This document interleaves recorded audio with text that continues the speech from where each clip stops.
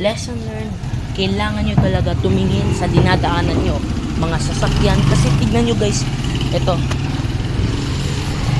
Pupunta ako doon sa taas. Kasi may nabangga na truck.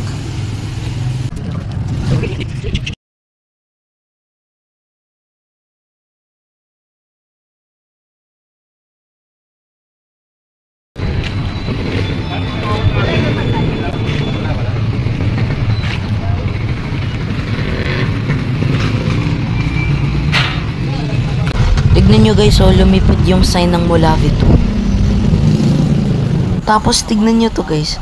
Ito, yung mga bubog ng truck. Yan yung windows niyan.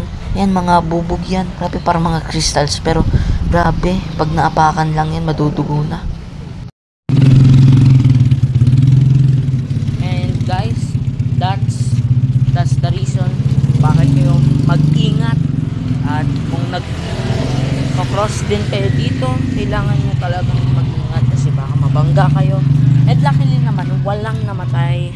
Ewan ko kung na-injured kasi syempre, galing ko lang sa school. Tapos nakita ko yan. Grabe. Ayun o, yung parang ganitong truck yan eh. Yan guys oh. Ayan yung parang truck na yan.